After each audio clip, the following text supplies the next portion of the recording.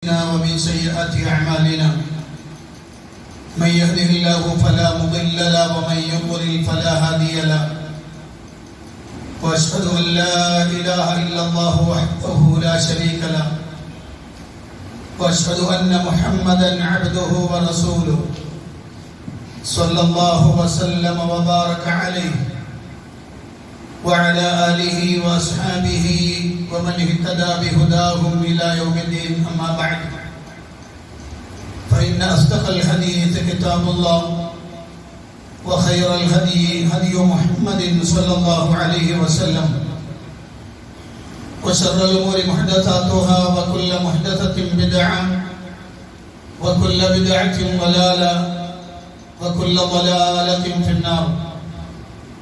فقد قال الله سبحانه وتعالى في القرآن المجيد: أعوذ بالله من الشيطان الرجيم.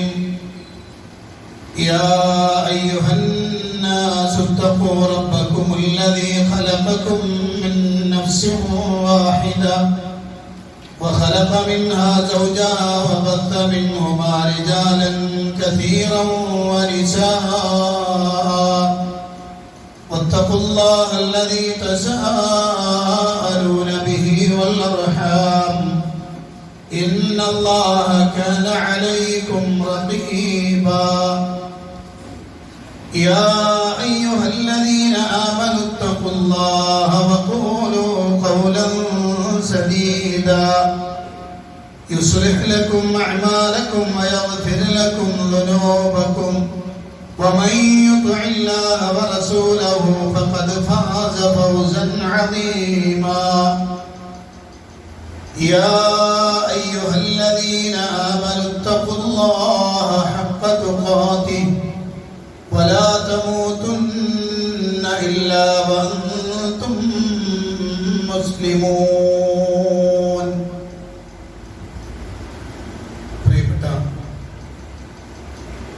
സത്യവിശ്വാസികളെ, സത്യവിശ്വാസിനികളെ, പ്രപഞ്ചനാഥനായ അല്ലാഹുവിന്റെ കൽപ്പന നിർദ്ദേശങ്ങൾ ജീവിതത്തിന്റെ നിഖില മേഖലകളിലും സൂക്ഷിക്കണമെന്ന്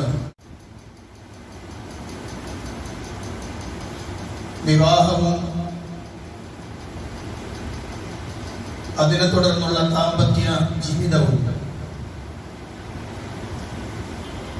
കുടുംബ സംവിധാനങ്ങളും അതെല്ലാം ഓരോ വ്യക്തിയുടെയും മനസ്സിനെ വല്ലാതെ സ്വാധീനിക്കുന്ന ഘടകങ്ങളാണ്. ശാന്തിയും സമാധാനവും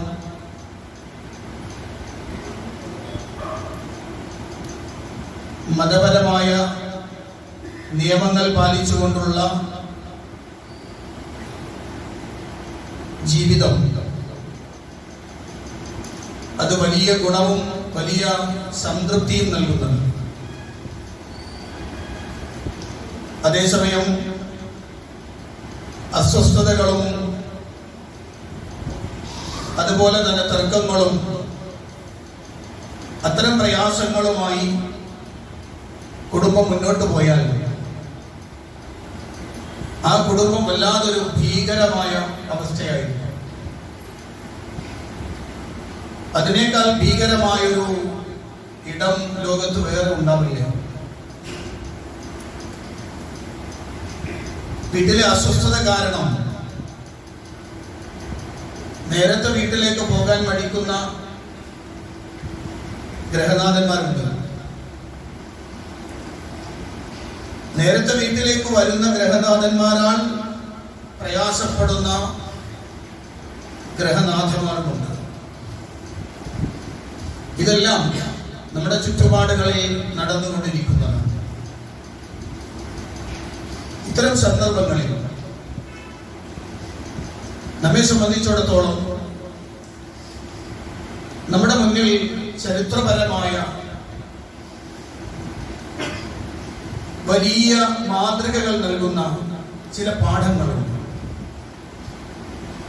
ആ പാഠങ്ങളെ ചേർത്ത് വെക്കാൻ കഴിഞ്ഞാൽ നമ്മുടെ ജീവിതത്തിൽ വലിയ മാറ്റങ്ങൾ ഉണ്ടാക്കാൻ കഴിയുമെന്നാണ്. ഞാൻ ഇന്ന് സംസാരിക്കുന്നത് സഹോദരിമാരോട്. ഒരു സ്ത്രീ എന്ന നിലയിൽ, ഒരു കുടുംബിനി എന്ന നിലയിൽ, ഒരു ഉമ്മ എന്ന നിലയിൽ, അള്ളാഹുവിനോട് ബന്ധമുള്ള ഒരു അടിമ എന്ന നിലയിൽ ആ ചരിത്രം നമുക്ക് വലിയ ഗുണപാഠങ്ങളാണ്.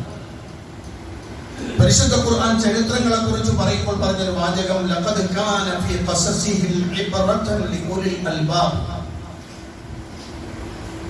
തീർച്ചയായും മുൻഗാമികളുടെ ചരിത്രങ്ങളിൽ ബുദ്ധിയുള്ള ആളുകൾക്ക് ഗുണപാഠമുണ്ട് എന്ന്.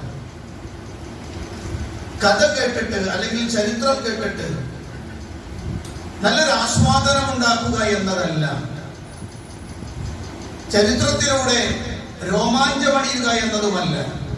അതിനപ്പുറത്ത് ചരിത്രത്തിന്റെ ഗുണപാഠങ്ങളെ ജീവിതത്തിലേക്ക് ചേർത്തു വെക്കാൻ കഴിയുമ്പോഴാണ് ആ ചരിത്രം നമുക്ക് 100% നീതി പുലർത്തുന്നതാക്കുക. അവിടെയാണ് ഹാജറ ബീവി പ്രവാചകൻ സല്ലല്ലാഹു അലൈഹി വസല്ലമയുടെ മാതാവായ, അഥവാ പ്രവാചക ശൃംഖലക്ക് ഇസ്മായിൽ അലൈഹിസ്സലാത്തു വസ്സലാമിൽ നിന്ന് തുടങ്ങുമ്പോൾ ഇസ്മായിൽ നബിയുടെ ഉമ്മ നബി സല്ലല്ലാഹു അലൈഹി വസല്ലമയുടെ മാതാവിന്റെ സ്ഥാനത്താണ്. ആ ബീവിയിൽ നമുക്ക് വലിയ മാതൃകകളുണ്ട് എന്നത്.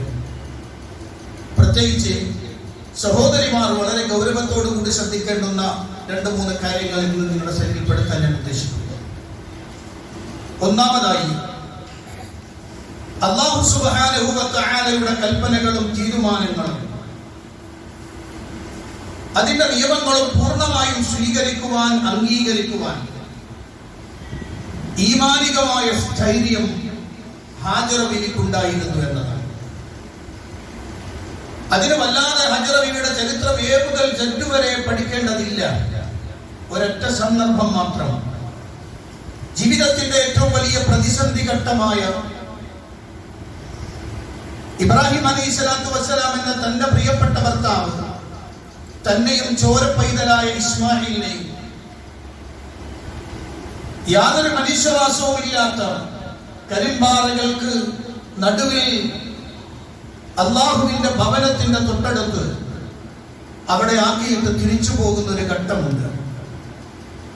ആ ഘട്ടത്തിൽ ഇബ്രാഹിം അലൈഹിസ്സലാത്തു വസ്സലാം നടന്നു പോകുമ്പോ ഹാജറ ബീവി തന്റെ പ്രിയപ്പെട്ട ഭർത്താവിനോട് ചോദിക്കുന്നുണ്ട്, ഞങ്ങൾ ഇവിടെ തലിച്ചാക്കി നിങ്ങൾ പോവുകയാണോ? ചരിത്രം നമ്മൾ കേട്ടതാണ്, ഞാനത് വിശദീകരിക്കുകയല്ല. 2 പ്രാവശ്യത്തിന്റെ ചോദ്യത്തിനും മറുപടിയില്ല. മൂന്നാമതായി ഹാജർ ബീവി ചോദിച്ച ചോദ്യം, അല്ലാഹുല്ലദീ അമറക ബിഹാദാ. ഇബ്രാഹിം, ഞങ്ങളെ ഇവിടെ ഉപേക്ഷിച്ചു പോകാൻ അല്ലാഹുവാണോ കൽപ്പിച്ചത്? ഇബ്രാഹിം അലൈഹിസ്സലാത്തു വസ്സലാമിന്റെ മറുപടി നഅം, അതെ. അതെ എന്ന മറുപടി കിട്ടിയപ്പോൾ ഹാജറ ബീവി പറഞ്ഞ തിരിച്ചുള്ള മറുപടി എന്താ അറിയോ? ഇദൻ ലാ യുദയ്യിഉനാ. പ്രിയപ്പെട്ട എന്റെ സഹോദരിമാരും സഹോദരന്മാരും, ഹൃദയത്തിൽ വരച്ചു വെക്കേണ്ടുന്ന ഒരു വാക്കാണ് ഇദൻ ലാ യുദയ്യിഉനാ. അല്ലാഹുവിന്റെ കൽപ്പന പ്രകാരമാണ് നിങ്ങൾ ഞങ്ങളെ ഇവിടെ വിട്ടു പോകുന്നതെങ്കിൽ എനിക്ക് യാതൊരു പ്രശ്നവുമില്ല, കാരണം അവൻ ഞങ്ങളെ കൈവിടില്ല.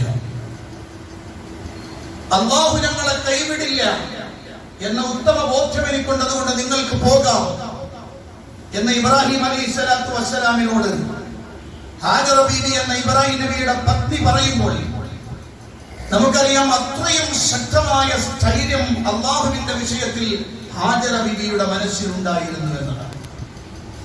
അല്ലാഹുവിലേക്ക് സമ്പൂർണമായി ഏൽപ്പിച്ചു കൊടുക്കുന്ന ജീവിതമായിരുന്നു അവിടുന്ന്. എന്നിട്ട് നിങ്ങൾക്ക് കാണാം, 2-3 ദിവസം കഴിഞ്ഞപ്പോൾ തന്റെ പ്രിയപ്പെട്ട പൊന്നോമന മകൻ വാവിട്ട് നിലവിളിക്കുമ്പോ നാവ് നനയ്ക്കാൻ ഒരൽപ്പം വെള്ളമില്ലാതെ കഷ്ടപ്പെട്ട ഹാജറ ബീവിയാണ് സഫാ മറുവ കുന്നുകൾക്കിടയിലൂടെ അങ്ങോട്ടും ഇങ്ങോട്ടും പരക്കം പായുന്നത്. ഞങ്ങളുടെ രക്ഷിതാവ് ഞങ്ങളെ കൈവിടില്ല എന്നുറച്ചു ബോധ്യമുള്ള ഹാജറ ബീവി തന്നെയാണ് അല്ലാഹുവിനുള്ള ശുഭപ്രതീക്ഷയിൽ സഫയുടെയും മറുവയുടെയും ഇടയിലൂടെ അങ്ങോട്ടും ഇങ്ങോട്ടും പരക്കം പായുന്നത് നമ്മൾ കാണുന്നുണ്ട്. അല്ലാഹു കൈവിടില്ല. അല്ലാഹുവിലേക്ക് ഏൽപ്പിച്ചു കൊടുത്ത ഒരാളെ അല്ലാഹു കൈവിടില്ല. അത് ഹാജറ ബീവിയുടെ ചരിത്രത്തിൽ നിന്ന് വായിച്ചെടുക്കണം പ്രിയപ്പെട്ട എന്റെ സഹോദരിമാർ, പ്രിയപ്പെട്ട സഹോദരന്മാർ. അല്ലാഹുവിന്റെ ഖുർആൻ അല്ലാഹു സുബ്ഹാനഹു വ തആല വളരെ ഗൗരവത്തോടു കൂടി നമുക്ക് പറഞ്ഞു തരുന്ന രണ്ട് ആയത്തുകൾ അല്ലാഹുവിന്റെ ഖുർആൻ പറയുകയാണ്. വമൻ യത്തഖില്ലാഹ യജ്അൽ ലഹു മഖ്റജ വയർസുഖുഹു മിൻ ഹൈതു ലാ യഹ്തസിബ്. വമൻ യത്തഖില്ലാഹ, ആരെങ്കിലും അല്ലാഹുവിനെ സൂക്ഷിച്ചു ജീവിച്ചാൽ, അല്ലാഹുവിലേക്ക് ഏൽപ്പിച്ചുകൊണ്ടുള്ള ജീവിതം ഉണ്ടായാൽ, യജ്അൽ ലഹു മഖ്റജ, ഏത് വിഷയത്തിനും ഒരു പോംവഴി അവൻ അവർക്ക് ഏർപ്പെടുത്തി കൊടുക്കും. വയർസുഖുഹു മിൻ ഹൈതു ലാ യഹ്തസിബ്, അവർ വിചാരിക്കാത്ത രൂപത്തിൽ അവൻ അവർക്ക് ഉപജീവനം നൽകും. അല്ലാഹുവിന്റെ ഖുർആൻ. മറ്റൊരായത്ത് വമൻ യത്തഖില്ലാഹ യജ്അൽ ലഹു മിൻ അംരിഹി യുസ്റാ, ഒരാൾ അല്ലാഹുവിനെ സൂക്ഷിച്ച് അല്ലാഹുവിലേക്ക് ഏൽപ്പിച്ചു ജീവിച്ചാൽ അയാളുടെ ജീവിതത്തിൽ അല്ലാഹു സുബ്ഹാനഹു വ തആല എളുപ്പം ഉണ്ടാക്കി കൊടുക്കും. ഇത് അല്ലാഹുവിന്റെ ഖുർആൻ നമ്മളോട് പഠിപ്പിക്കുകയാണ്. ജീവിതത്തിൽ വളരെ ഗൗരവത്തോടു കൂടി കാണേണ്ടുന്ന രണ്ടായത്തുകളാണ്. നമ്മെ സംബന്ധിച്ചിടത്തോളം ജീവിതത്തിൽ വിവിധങ്ങളായ പ്രയാസങ്ങളുണ്ട്. ഉത്കണ്ഠയും ദുഃഖവും അനുഭവിക്കുന്ന ധാരാളം ആളുകളുണ്ട്. അവരുടെ മനസ്സിൽ എഴുതി വെച്ചോളൂ, റബ്ബിലേക്ക് ഏൽപ്പിച്ചാൽ ആ റബ്ബ് കൈവിടില്ല എന്ന വാക്കവൻ ഉറപ്പിച്ചു പിടിക്കണം. കടബാധ്യതകളെ കൊണ്ടും കഷ്ടപ്പാട് കൊണ്ടും പ്രയാസപ്പെടുന്ന, ബുദ്ധിമുട്ടുകയും അതിന്റെ പേരിൽ പരാതി പറഞ്ഞു നടക്കുകയും ചെയ്യുന്ന ആളുകളുണ്ട്. മനസ്സിൽ എഴുതി വെക്കട്ടെ, അല്ലാഹു കൈവിടില്ല. റബ്ബിലേക്ക് ഏൽപ്പിച്ചാൽ അവൻ കൈവിടില്ല എന്നത് ഹാജറ ബീവിയുടെ വാക്ക് മനസ്സിൽ എഴുതി വെക്ക്. കുട്ടികളുടെ പ്രശ്നങ്ങളെ കുറിച്ച്, കുട്ടികളുടെ കുരുത്തക്കേടുകളെ കുറിച്ച്, കുട്ടികൾ തങ്ങളെ അംഗീകരിക്കുന്നില്ല, അല്ലെങ്കിൽ കുട്ടികൾ തങ്ങൾ പറയുന്നത് കേൾക്കുന്നില്ല എന്നതിന്റെ പേരിൽ പരിതപിക്കുന്ന, പ്രയാസപ്പെടുന്ന രക്ഷിതാക്കളുണ്ടോ? അവർ പറയട്ടെ, ഞാൻ എന്റെ കാര്യം എന്റെ റബ്ബിൽ ഏൽപ്പിക്കുകയാണ്, അവൻ എന്നെ കൈവിടില്ല, അല്ലാഹു ഞങ്ങളെ കൈവിടില്ല എന്നവന്റെ മനസ്സിൽ ഉറപ്പിക്കട്ടെ. അവൻ പട്ടിണിയും മുഴുപട്ടിണിയുമായി സാമ്പത്തികമായ പ്രതിസന്ധിയിലേക്ക് വീണുപോയി വേദനകളും പ്രയാസങ്ങളും അനുഭവിക്കുന്ന ആളുകൾ എഴുതിയിടട്ടെ, ഞങ്ങളുടെ നാഥൻ ഞങ്ങളെ കൈവിടില്ല, അല്ലാഹുവിലേക്ക് ഞാൻ ഏൽപ്പിച്ചാൽ എന്റെ റബ്ബിനെ കൈവിടില്ല എന്നവൻ എഴുതി വെക്കേണ്ടതാണ്. മാത്രമല്ല, താൻ ചെയ്തു പോയ പാപങ്ങളെ കുറിച്ചോ വേവലാതിപ്പെടുമ്പോൾ അല്ലാഹുവിലേക്ക് ഏൽപ്പിച്ചുകൊണ്ട് മനസ്സിൽ ഉറപ്പിക്കട്ടെ, അല്ലാഹു നമ്മളെ കൈവിടില്ല, റബ്ബ് കൈവിടില്ല, അവൻ പുറത്തു തരും എന്ന വിശ്വാസം, എന്ന ദൃഢമായ വിശ്വാസം അവന്റെ കൽവിൽ ഉണ്ടാവട്ടെ. അതോടൊപ്പം തന്നെയാണ് സ്വേച്ഛാധിപതികളായ ഭരണാധികാരികളുടെയും പ്രയാസങ്ങളും പീഡനങ്ങളും അനുഭവിച്ചുകൊണ്ട് ജീവിക്കുന്നവർ ഇതല്ല ഇല്ല, അല്ലാഹു കൈവിടില്ല. എന്തൊക്കെ പ്രതിസന്ധികൾ ഉണ്ടായാലും പ്രശ്നങ്ങൾ ഉണ്ടായാലും റബ്ബ് കൈവിടില്ല എന്ന ഉറപ്പുണ്ടാവണം. അതാണ് നമ്മൾ പലപ്പോഴും കേൾക്കാറുണ്ട്. ഇന്നതിന്റെ ജീവിച്ചിരിക്കുന്ന പതിപ്പാണ് ഫലസ്തീനികൾ. കിരാതമായ ബോംബാക്രമണങ്ങൾ നിരന്തരമായി നടത്തുമ്പോഴും, കൺമുമ്പിൽ സ്വപ്നങ്ങളെല്ലാം ചാമ്പലാകുമ്പോഴും അവരുടെ ഖൽബിന്റെ ഉള്ളിൽ തിളങ്ങി വിളങ്ങി നിൽക്കുന്ന ഒരു പ്രഖ്യാപനമുണ്ട്, ഹസ്ബുനല്ലാഹു വ നിഅമൽ വകീൽ. അല്ലാഹു മതി, അല്ലാഹുണ്ട്, അല്ലാഹു കൈവിടില്ല എന്ന ഈ പ്രഖ്യാപനം. എന്റെ പ്രിയപ്പെട്ട സഹോദരിമാരെ, ജീവിതത്തിൽ ഏറ്റവും ഗൗരവതരമായി കാണേണ്ടുന്ന ഒന്നാണ്. എല്ലാത്തിനും പരാതി പറഞ്ഞ് പ്രശ്നങ്ങൾ ഉണ്ടാക്കുന്നതിനപ്പുറത്ത് തന്റെ പ്രയാസങ്ങളും ബുദ്ധിമുട്ടുകളും അല്ലാഹുവിലേക്ക് ഏൽപ്പിച്ച് ഈ വാക്ക് നിങ്ങളുടെ മനസ്സിൽ ഉറപ്പിച്ചു വെച്ചത്, ഇത് ഹാജറ ബീവി പറഞ്ഞ വാക്കാണ്. നിങ്ങൾക്ക് പോകാം ഭർത്താവേ, നിങ്ങൾക്ക് പോകാം, ഞങ്ങളെ റബ്ബ് നോക്കിക്കോളും, ഞങ്ങളെ റബ്ബ് നോക്കിക്കോളും എന്ന പ്രഖ്യാപനം വെറും വർത്തമാനമായിരുന്നില്ല. അത് ഹൃദയാന്തരാളങ്ങളിൽ രൂഢമൂലമായ വിശ്വാസത്തിന്റെ പ്രതിഫലനമായിരുന്നു. അതായിരുന്നു ഹാജറ ബീവിയുടെ നാവിലൂടെ വന്നത്. അതാണ് ഇന്നും തെളിനീരായി ഒഴുകിക്കൊണ്ടിരിക്കുന്ന സംസം എന്ന സുന്ദരമായ അനുഗ്രഹം. ഹാജറ ബീവിക്ക് വേണ്ടി, മനുഷ്യ സമൂഹത്തിന് വേണ്ടി അല്ലാഹു കൊട്ടിയൊഴുക്കുന്നത് നമ്മൾ കേട്ടതും മനസ്സിലാക്കിയതും അനുഭവിച്ചതുമാണ് എന്ന് കൂട്ടത്തിൽ ചേർത്ത് വായിക്കേണ്ടതാണ്. അപ്പോൾ പ്രിയപ്പെട്ട സഹോദരിമാരെ, ജീവിതത്തിലെ ഏത് പ്രതിസന്ധികളിലും അടിയുറച്ചുന്ന റബ്ബിലേക്ക് ഏൽപ്പിക്കാൻ തയ്യാറുണ്ടോ എങ്കിൽ അല്ലാഹു കൈവിടുകയില്ല. രണ്ടാമത്തെ ഒരു കാര്യം ഈ വിശ്വാസം അവരിൽ മാത്രമായിരുന്നില്ല. ഒരു കുടുംബിനി എന്ന നിലയ്ക്ക് ഒരു സ്ത്രീ കാണിക്കേണ്ടുന്ന ഏറ്റവും പക്വമായ നിലപാടെന്ന് ചോദിച്ചാൽ താൻ വിശ്വസിക്കുന്ന ഉറച്ച വിശ്വാസം തന്റെ മക്കളിലേക്ക് പ്രതിഫലിപ്പിക്കുവാൻ അവർക്ക് സാധിക്കണം എന്നതാണ്. തന്റെ മക്കളിൽ അത് പ്രതിഫലിച്ച് കാണണം. അതിന് ചെറുപ്പം മുതൽ തന്റെ മക്കളെ ആ രൂപത്തിലേക്ക് കൊണ്ടുവരാൻ ഒരു ഉമ്മക്ക് കഴിയണം. ഹാജറ ബീവിക്ക് കഴിഞ്ഞത് അതാണ്. താൻ അനുഭവിച്ച പീഡനങ്ങളിലും പ്രയാസങ്ങളിലുമെല്ലാം തന്റെ റബ്ബ് തനിക്ക് അനുഗ്രഹം നൽകി എന്ന ബോധവും ഉണ്ട് മഹതിയായ ഹാജറ തന്റെ മകനായ ഇസ്മായിൽ എന്ന കുഞ്ഞിനെ അതിങ്ങനെ നുകർന്നു കൊടുത്തുകൊണ്ടേ ഇരുന്നു എന്ന് നമുക്ക് കാണാം. പ്രാപ്തമായ സമയം ഒരു കൗമാരപ്രായക്കാരന്റെ വർത്തമാനമായിരുന്നില്ല ഇസ്മായിൽ നബിയുടെ നാവിൽ നിന്ന് വന്നത്. അതാണ് വളർത്തു ഗുണം എന്ന് പറയുന്നത്. അതാണ് ഒരു പെണ്ണിന്റെ വിജയം എന്ന് പറയുന്നത്. അതാണ് ഒരു കുടുംബിനിയുടെ വിജയം എന്ന് പറയുന്നത്. അതാണ് ഒരു ഉമ്മയുടെ വിജയം എന്ന് പറയുന്നത്. തന്റെ പ്രിയപ്പെട്ട പൊന്നോമന മകൻ അല്ലാഹുവിൽ അടിയുറച്ച് വിശ്വസിക്കുന്ന നല്ലൊരു മോനായി വളർത്തിക്കൊണ്ടു വന്നു ഹാജറ ബീവി. വർഷങ്ങൾക്ക് ശേഷം പിതാവ് വരുന്നുണ്ട് മകനെ കാണാൻ. എന്നിട്ട് മകനോട് പറയുന്ന വർത്തമാനം എന്താണെന്നറിയോ?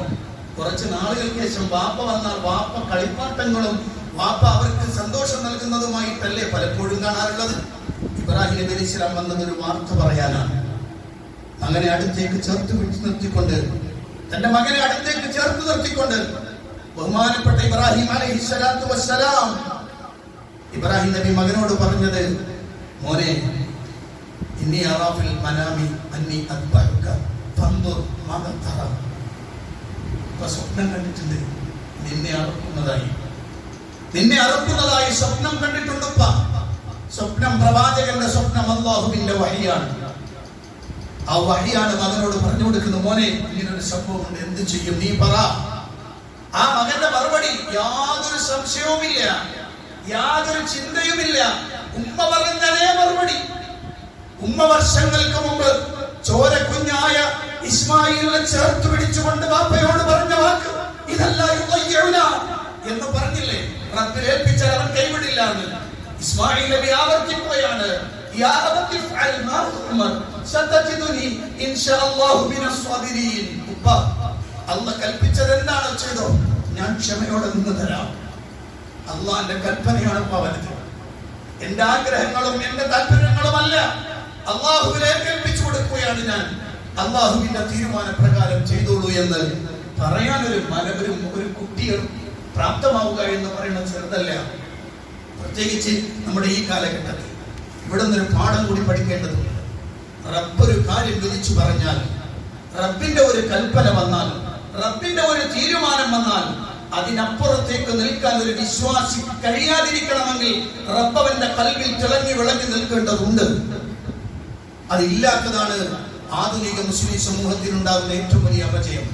പരിശുദ്ധ ഖുർആൻ പറഞ്ഞൊരു വാക്കുണ്ട്, وَمَن يُشَاقِقِ الرَّسُولَ مِن بَعْدِ مَا تَبَيَّنَ لَهُ الْهُدَى وَيَتَّبِعْ غَيْرَ سَبِيلِ الْمُؤْمِنِينَ نُوَلِّهِ مَا تَوَلَّى وَنُصْلِهِ جَهَنَّمَ وَسَاءَتْ مَصِيرًا. وَمَن يُشَاقِقِ الرَّسُولَ مِن بَعْدِ مَا تَبَيَّنَ لَهُ الْهُدَى. സന്മാർഗ്ഗമേതെന്ന് വ്യക്തമായതിനു ശേഷം പ്രവാചകനോട് ആരെങ്കിലും എതിരായാൽ, وَيَتَّبِعْ غَيْرَ سَبِيلِ الْمُؤْمِنِينَ, സത്യവിശ്വാസികളുടെ പാതയല്ലാത്തത് പിന്തുടരുകയും ചെയ്താൽ, നുവല്ലിഹി മാ തവല്ല വനുസ്ലിഹി ജഹന്നം വസാഅത് മസീറ, അവൻ ചരിക്കുന്നതിലൂടെ അവനെ നാം ചരിപ്പിക്കും, നരകത്തിലേക്ക് അവനെ എറിയും. ആ മടക്കസ്ഥലം വളരെ ചീത്തയാണ് എന്ന് അല്ലാഹുവിന്റെ ഖുർആൻ പഠിപ്പിക്കുകയാണ്. ജീവിതത്തിൽ നമ്മൾ നമ്മളോട് ചോദിക്കേണ്ടതാണ്, ബലിപെരുന്നാൾ കഴിഞ്ഞു, അറവ് നടത്തി, നമ്മൾ അതിന്റെ സന്ദേശം ഉൾക്കൊണ്ടു എന്ന് പറയുമ്പോൾ നമ്മൾ നമ്മളോട് ചോദിക്കണം ഈ ചോദ്യങ്ങൾ. അതെ, ആ ചരിത്രത്തിൽ നിന്ന് എനിക്കെന്ത് പാഠമാണ് കിട്ടിയത്? ആ ചരിത്രത്തിൽ നിന്ന് ഉമ്മ എന്ന നിലയ്ക്ക് എനിക്കെന്ത് പാഠം കിട്ടി? ഒരു പെണ്ണെന്ന നിലയ്ക്ക്, ഒരാണെന്ന നിലയ്ക്ക് എനിക്കെന്ത് പാഠമുണ്ടായി, എനിക്കെന്ത് ഗുണപാഠം കിട്ടി എന്നത് നമ്മൾ ചിന്തിക്കേണ്ടതല്ലേ, നമ്മൾ ആലോചിക്കേണ്ടതല്ലേ? നമ്മുടെ ജീവിതത്തിലൂടെ ആ ചരിത്രത്തെ ഇങ്ങനെ വളരെ വിശകലനമായി വിശദീകരിക്കുന്ന രൂപത്തിൽ തന്നെ ഒന്ന് ചിന്തിക്കേണ്ടതല്ലേ എന്ന് നമ്മൾ ആലോചിച്ച് നോക്കേണ്ടതുണ്ട്. പ്രിയപ്പെട്ട സഹോദരിമാരെ, പ്രിയപ്പെട്ട സഹോദരന്മാരെ, മൂന്നാമതായി പറയാനുള്ളത് പരീക്ഷണങ്ങളായിരുന്നു നിരന്തരമായി ജീവിതത്തിൽ ഉണ്ടായത്. വിവാഹം കഴിച്ചത് മുതൽ ഇബ്രാഹിം അലൈഹിസ്സലാത്തു വസ്സലാമിന്റെ ഭാര്യ ഹാജറ ബീവി പരീക്ഷണങ്ങളും പ്രയാസങ്ങളും ഒക്കെയായി തന്നെയാണ് മുന്നോട്ട് പോയത്. പക്ഷെ ഒരിക്കൽ പോലും ഇബ്രാഹിം നബിയോട് നീരസം കാണിച്ചിട്ടില്ല ഹാജറ ബീവി. ഒരിക്കൽ പോലും ഇബ്രാഹിം നബിയെ ആക്ഷേപിച്ചിട്ടില്ല ഹാജറ ബീവി. ഒരിക്കൽ പോലും ഇബ്രാഹിം നബിയെ തള്ളി പറഞ്ഞിട്ടില്ല ഹാജറ ബീവി. എന്തുകൊണ്ടാണെന്നറിയോ? ഹാജറ ബീവി അള്ളാഹുവിൽ വിശ്വാസമുള്ള, അള്ളാഹുവിനെ പേടിക്കുന്ന നല്ലൊരു സ്ത്രീ ആയിരുന്നു എന്നതാണ്, നല്ലൊരു അടിമയായിരുന്നു എന്നതാണ് അതിന്റെ ഏറ്റവും പ്രധാനപ്പെട്ട കാര്യം. നിങ്ങൾ പരിശോധിച്ചു നോക്കൂ, ഇബ്രാഹിം നബിയുടെ ജീവിതത്തിൽ ഹാജറ ബീവിയുടെ ജീവിതത്തിലും ഉണ്ടായ വിഷയങ്ങളെ കുറിച്ചൊക്കെ ഒന്ന് പരിശോധിച്ചു നോക്കിയാൽ വളരെ വ്യക്തമായി നമുക്ക് മനസ്സിലാക്കാൻ കഴിയും. എന്നാൽ ഇന്നും നമ്മുടെ സഹോദരിമാരുടെ അവസ്ഥ എന്താ? നമ്മുടെ സഹോദരിമാർ ആധുനിക കാലഘട്ടത്തിൽ മാറി വരുന്ന ട്രെൻഡുകൾക്കനുസരിച്ച് ഭർത്താവ് അതിനോട് സമരസപ്പെട്ടില്ലെങ്കിൽ, ഭർത്താവ് അതിനോട് പ്രതികരിച്ചിട്ടില്ലെങ്കിൽ, ആവശ്യമുള്ളതെല്ലാം, ആവശ്യമുള്ളതും ആവശ്യമില്ലാത്തതുമെല്ലാം വാങ്ങി തന്നിട്ടില്ലെങ്കിൽ എന്താണ് നമ്മുടെ സഹോദരിമാരുടെ പ്രതികരണം? ഉമ്മമാർ ബാപ്പയെ മക്കളുടെ മുന്നിൽ വെച്ച് ശകാരിക്കുകയും ആക്ഷേപിക്കുകയും ചെയ്യുന്ന എത്രയോ സ്ത്രീകളെ നമ്മുടെ മുന്നിൽ നമ്മൾ കാണുന്നു. അവരും പെരുന്നാളിൽ ഉടുത്തൊരുങ്ങിയിട്ടുണ്ട്. അവർ ഉദ്ഹിയ്യത്തിന് അറുക്കുന്നതിൽ നിന്ന് മാംസം കിട്ടാൻ പ്രശ്നം ഉണ്ടാക്കിയിട്ടുണ്ട്. എന്ത് മാതൃകയാണ് ഹാജറ ബീവിയിൽ നിന്ന് തനിക്ക് കിട്ടിയതെന്ന് ഒരിക്കൽ പോലും ചിന്തിച്ചിട്ടേ ഇല്ല, ഒരിക്കൽ പോലും ആലോചിച്ചിട്ടില്ല. അല്ലാഹുവിന്റെ റസൂൽ സ്വല്ലല്ലാഹു അലൈഹി വസല്ലം പറഞ്ഞൊരു വാചകമുണ്ട്. നബി സ്വല്ലല്ലാഹു അലൈഹി വസല്ലം പറഞ്ഞു, ഉരീതുന്നാറ ഫഇന്നി അക്തറു അഹ്ലിഹാ അന്നിസാ. ധാരാളം സ്ത്രീകളെ നരകത്തിൽ കിടക്കുന്നതായി എനിക്ക് കാണിക്കപ്പെട്ടു. നരകം എനിക്ക് കാണിക്കപ്പെട്ടപ്പോൾ അതിൽ ധാരാളം സ്ത്രീകളാണ്. അപ്പോൾ ചോദിക്കപ്പെട്ടു, നബിയെ, എന്തുകൊണ്ടാണ് ആ സ്ത്രീകൾ ആ സ്ത്രീകൾ കാഫിറുകളായതുകൊണ്ടാണ്, കുഫ്ർ ചെയ്തത് കൊണ്ടാണ്? വീണ്ടും ചോദിച്ചു, നബിയെ, അവരൊക്കെ അല്ലാഹുവിനെ നിഷേധിച്ചവരാണോ? അവരൊക്കെ അല്ലാഹുവിൽ വിശ്വസിച്ചവരാണോ?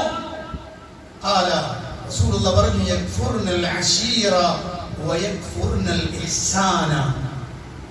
അവർ തങ്ങളുടെ ഭർത്താക്കന്മാരെ നിഷേധിച്ചവരാണ്, അവർ തങ്ങളുടെ നന്മകൾ നിഷേധിച്ചവരാണ്. എന്ന് പറഞ്ഞാൽ തങ്ങൾക്ക് കിട്ടിയ നന്മകളോട് നന്ദികേട് കാണിച്ചവരാണ്. ആവശ്യമുള്ളതെല്ലാം വാങ്ങിക്കൊടുക്കുന്ന ഭർത്താവ്, ഒരിക്കലും സ്വപ്നം കാണാൻ കഴിയാത്ത ജീവിതം സമ്മാനിച്ച ഭർത്താവ്, ബാപ്പയോടൊപ്പം ജീവിച്ച കാലഘട്ടങ്ങളിൽ നിന്ന് വ്യത്യസ്തമായി ഭർത്താവിലേക്ക് വന്നപ്പോൾ ഭർത്താവിന്റെ കയ്യിൽ നിന്നുള്ള സാമ്പത്തികമായ സ്രോതസ്സിലൂടെ വലിയ നന്മകൾ നേടിയെടുത്തൊരു പെണ്ണ്, അതോടൊപ്പം തന്നെ എല്ലാ ഗുണങ്ങളും ലഭിച്ചവൾ. പക്ഷേ ലൗ അഹ്സൻത ഇലാ ഇഹ്ദാഹുന്ന അദ്ദഹ്റ ثم رأت منك شيئا قالت ما رأيت منك خيرا قط. റസൂൽ തുടർന്ന് പറഞ്ഞൊരു വാക്ക് അടിവരയിടേണ്ടതാണ്. ഒരു കാലഘട്ടം മുഴുവനും നിങ്ങൾ അവർക്ക് നന്മ ചെയ്താലും, അതിലൊരു സ്ത്രീക്ക് നന്മ ചെയ്തിട്ട് ഏതെങ്കിലും ഒരു ദിവസം, ഏതെങ്കിലും ഒരു സന്ദർഭത്തിൽ അവൾ ആഗ്രഹിച്ചതൊന്നും നടക്കാതെ വന്നാൽ അവൾ പറയും, നിങ്ങളെ കൊണ്ട് എനിക്ക് ഇതുവരെ ഒരു ഗുണവും ഉണ്ടായിട്ടില്ല. ഒരുപക്ഷെ ഇത് കേട്ട ഭർത്താക്കന്മാരുടെ മുന്നിൽ ഇരിപ്പുണ്ടാവും, സ്വന്തം ഭാര്യയിൽ അത് കേട്ട ഭർത്താക്കന്മാരുണ്ടാകും. ഒരു നല്ല കുടുംബിനിയുടെ ലക്ഷണമല്ല അത്, ഒരു നല്ല മുഅ്മിനത്തായ പെണ്ണിന്റെ വർത്തമാനമല്ല അത്. തങ്ങൾക്ക് കിട്ടിയതിന്റെ പേരിൽ അല്ലാഹു നൽകിയതെല്ലാം ഭുജിച്ചിട്ട് ഒരു നിമിഷം കൊണ്ട് എല്ലാത്തിനെയും തകർത്തെറിഞ്ഞ് നരകത്തിന്റെ കവാടങ്ങൾ തള്ളി തുറന്ന് അകത്തേക്ക് കടന്നു പോകുന്ന പെണ്ണുങ്ങളാണ് അവരെന്ന് അല്ലാഹുവിന്റെ റസൂൽ സല്ലല്ലാഹു അലൈഹി വസല്ലം പഠിപ്പിക്കുകയാണ്. നിങ്ങൾ ആലോചിച്ചു നോക്കൂ, അല്ലാഹുവിന്റെ റസൂൽ സല്ലല്ലാഹു അലൈഹി വസല്ലം വഫാത്താകുമ്പോൾ 9 ഭാര്യമാർ ജീവിച്ചിരിപ്പുണ്ടായിരുന്നല്ലോ. 9 പേർ മക്കളും നേരത്തെ മരിച്ചു. ആ 9 ആളുകളിൽ ഒരാൾ പോലും, അതാണ് ഏറ്റവും അത്ഭുതകരം, ഒരാൾ പോലും വ്യത്യസ്തങ്ങളായ കുടുംബങ്ങളിൽ വ്യത്യസ്ത സാഹചര്യങ്ങൾ വളർന്നു വന്ന് അങ്ങനെ ജീവിച്ചു വളർന്നു വന്ന ആളുകൾ പ്രവാചകന്റെ പത്നീപദം സ്വീകരിച്ച് പ്രവാചകനോടൊപ്പം കൂടി. വലിയ പണക്കാരനല്ലല്ലോ പ്രവാചകൻ. വലിയ പ്രയാസത്തോടെ ജീവിച്ച ആളുകൾ. നമ്മളൊക്കെ ചരിത്രം പറഞ്ഞ് കൊണ്ടല്ലോ, അവിടുന്ന് വഫാത്താകുമ്പോൾ ഭാര്യമാർക്ക് ഗോതമ്പ് വാങ്ങാൻ പടയങ്ങി കൊണ്ടുപോയി ജൂതരെ പണയം വെച്ച പ്രവാചകൻ.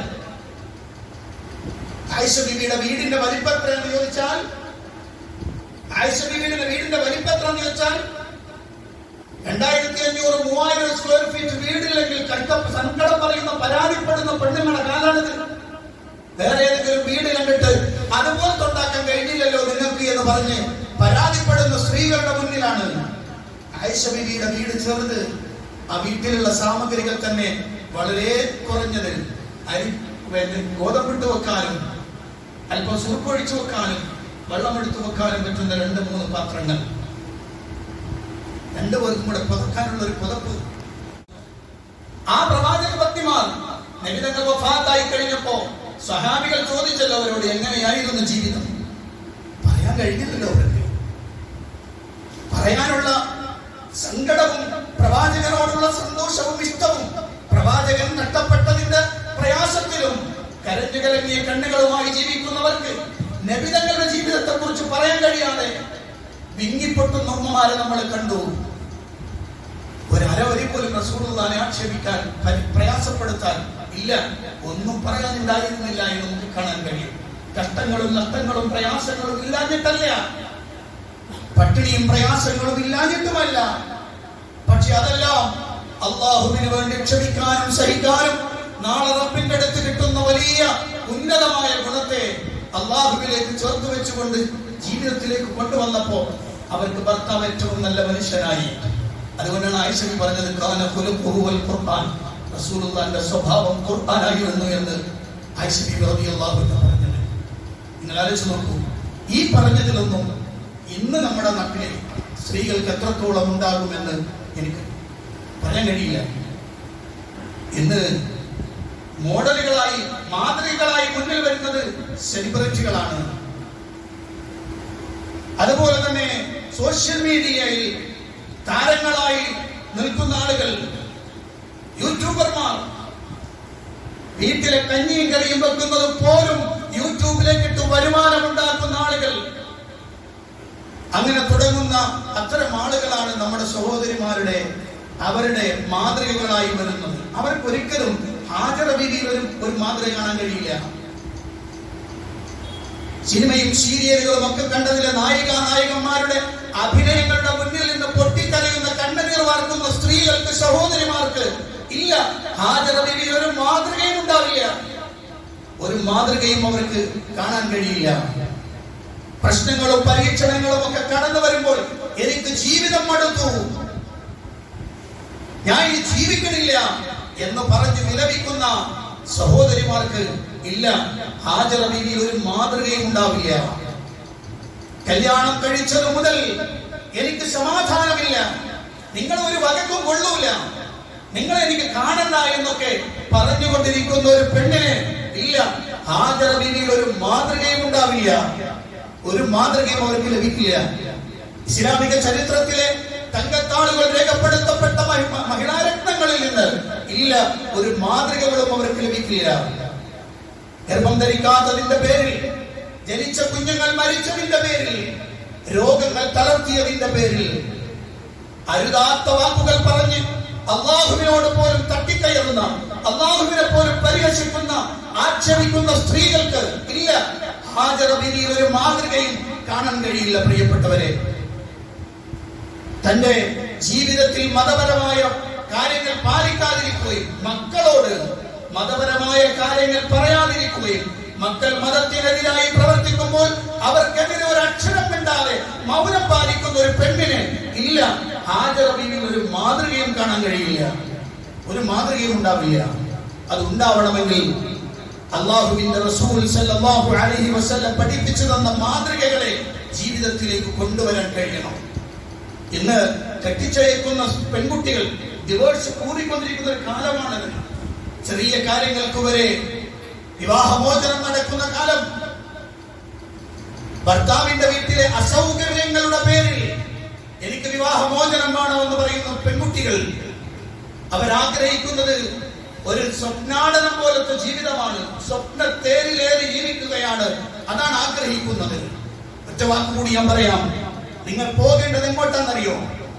ഞാൻ ഈ കാണുന്ന ഇന്ന് നമ്മുടെ സാമൂഹ്യ മാധ്യമങ്ങളിൽ കാണുന്ന തോന്നിയാസങ്ങളിലേക്കല്ല സഹോദരിമാരെ കണ്ണു പായിക്കേണ്ടത് ഫാത്തിമ ബീവിയിലേക്കാണ്. ഫാത്തിമ ബീവിയിലേക്കാണ്. അല്ലാഹുവിന്റെ റസൂൽ സല്ലല്ലാഹു അലൈഹി വസല്ലം ഫാത്തിമ ബീവിയെ കല്യാണം കഴിച്ചു കൊടുക്കുന്നത് അലി ഇബ്നു അബീ താലിബിനാണ്. ആരാണ് അലി? റസൂലുള്ളാഹിന്റെ പിതൃപുത്രൻ. പോരാ, 8 വയസ്സിന് താഴെ മുതൽ റസൂലുള്ളാഹിന്റെ വീട്ടിൽ വളർന്ന നബി തങ്ങളുടെ വളർത്തുമോൻ എന്ന് വിളിക്കാവുന്നയാൾ ആ അലിയുടെ കയ്യിലേക്ക് തന്റെ മകളെ പിടിച്ചൊളിപ്പിച്ചു അല്ലാഹുവിന്റെ റസൂൽ സല്ലല്ലാഹു അലൈഹി വസല്ലം കല്യാണം കഴിപ്പിച്ചു കൊടുത്തു. കുറച്ച് നാളുകൾക്ക് ശേഷമാണ് ഫാത്തിമ ബീവി നബിയെ കാണാൻ വേണ്ടി കാത്തു നിൽക്കുന്നു. റസൂലുള്ളാഹി സ്വല്ലല്ലാഹു അലൈഹി വസല്ലം വന്നപ്പോൾ ഉപ്പാന്റെ അടുത്തേക്ക് ഓടി വന്നു ഫാത്തിമ ബീവി. എന്നിട്ട് ഉപ്പാനോട് സങ്കടം പറയുന്നുണ്ട്. ആ സങ്കടം തന്റെ കൈ കാണിച്ചുകൊണ്ടായിരുന്നു. ഉപ്പ, നിങ്ങൾ എന്റെ കൈയൊന്ന് നോക്ക്. ആസുകല്ല് പിടിച്ചും വെള്ളം കോരിയും എന്റെ കൈ പൊട്ടിയിട്ടുണ്ട്. അതുകൊണ്ട് ബൈത്തുൽ മാലിലേക്ക് ധാരാളം അടിമകളെ കിട്ടിയിട്ടുണ്ടല്ലോ, ഒരാളെ എന്റെ വീട്ടിൽ സേവകനായി ഒന്ന് അയക്കുമോ ഉപ്പ എന്ന് ചോദിച്ചുകൊണ്ടാണ് വന്നത്. അന്ന് കിരീടം വെക്കാത്ത രാജാവാണ് സയ്യിദുനാ മുഹമ്മദുർ റസൂലുള്ളാഹി സ്വല്ലല്ലാഹു അലൈഹി വസല്ലം. കോടാനകോടി സ്വത്തുക്കളുടെ ഉടമ എന്ന് വേണമെങ്കിൽ വിളിക്കാം. ആ നബി തങ്ങൾ റസൂലുള്ളാഹി പൊന്നുമോളോട് എന്താ പറഞ്ഞത്? മോളെ 1 2 3 എത്ര വേണ്ട കൊണ്ടുപോയിക്കോളി.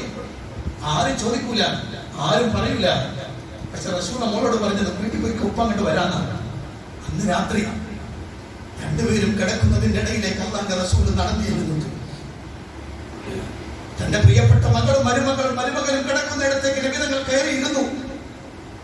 പ്രവാചകന്റെ കാലിന്റെ തണുപ്പ് അലി റളിയല്ലാഹു അൻഹുവിന്റെ തുടയിൽ സ്പർശിച്ചത് പിന്നീട് അദ്ദേഹം പറയുന്നുണ്ട്. അവിടെ ഇരുന്നിട്ട് പൊന്നുമോളുടെ കൈ ഇങ്ങനെ എടുത്തിട്ട് ആ കയ്യിൽ ഇങ്ങനെ തടവി അല്ലാഹുവിന്റെ റസൂൽ സല്ലല്ലാഹു അലൈഹി വസല്ലമ മകളോട് പറഞ്ഞൊരു വർത്തമാനമുണ്ട്. മോളെ, ഉപ്പയോട് രാവിലെ വന്നൊരു കാര്യം മോള് പറഞ്ഞില്ലേ, ഉപ്പ മോളോട് പറഞ്ഞു തരട്ടെ. മോള് കിടക്കാൻ നേരത്ത് സുബ്ഹാനല്ലാഹ് 33, അൽഹംദുലില്ലാഹ് 33, അല്ലാഹു അക്ബർ 34 അത് പറഞ്ഞിട്ട് കിടന്നുറങ്ങിക്കോ മോളെ. ഉപ്പയോട് രാവിലെ ചോദിച്ചതിനേക്കാളും ഖൈറാണെന്ന് പറഞ്ഞ് മകളുടെ കൈ താട്ടി വെച്ച് ഇറങ്ങിപ്പോകുന്ന പ്രവാചകൻ സല്ലല്ലാഹു അലൈഹി വസല്ലം എന്ന തന്റെ പ്രിയപ്പെട്ട പിതാവിനെ കണ്ണുനീരോടെ നോക്കി നിൽക്കുന്നു. ഫാത്തിമത്തു സഹ്റബത്തുൽ റളിയല്ലാഹു അൻഹ. അടുത്തിരിക്കുന്ന അലിയോട്, എടാ എന്റെ മോളെ കെട്ടിച്ചെന്നിട്ട് എന്തായിട്ട് ഇങ്ങനെ കഷ്ടപ്പെടുത്തി ജോലിക്കാരനെ വെച്ചുകൂടെ എന്ന് ചോദിച്ചില്ല അല്ലാഹുവിന്റെ റസൂൽ. തന്റെ മകൾക്ക് അല്ലാഹുവിലേക്കുള്ള ബന്ധം പറഞ്ഞു കൊടുത്ത് തന്റെ മകനോട് പറഞ്ഞു കൊടുത്ത വാചകം ഇതാണ്, പറയാതെ പറഞ്ഞു റസൂലുള്ളാഹ്. ജീവിതത്തിന്റെ കഷ്ടനഷ്ടങ്ങളല്ല മോളെ, ജീവിതത്തിന്റെ പ്രയാസങ്ങളല്ല മോളെ വലുത്, നാളെ റബ്ബിന്റെ അടുത്ത് കിട്ടാനുള്ള സൗഭാഗ്യമായിരിക്കണമെന്ന് പറഞ്ഞു കൊടുത്തു അല്ലാഹുവിന്റെ റസൂൽ സല്ലല്ലാഹു അലൈഹി വസല്ലം. നോക്ക് സഹോദരിമാരെ, അങ്ങോട്ട് അവിടെയാ മാതൃക. ഹാജറ ബീവിയും ഫാത്തിമ ബീവിയും അടങ്ങുന്ന മഹിളാരത്നങ്ങളിലാണ് മാതൃകയുള്ളത്. ആ മാതൃക നിനക്ക് കിട്ടിയാൽ നിന്റെ കുടുംബ സമാധാനമാണ്, സ്വസ്ഥമാണ്, സന്തോഷമാണ്, വീട്ടിലെ അംഗങ്ങൾ സന്തോഷത്തിലാണ്, മക്കൾ നല്ലവരാണ്. അല്ലാഹു അനുഗ്രഹിക്കട്ടെ.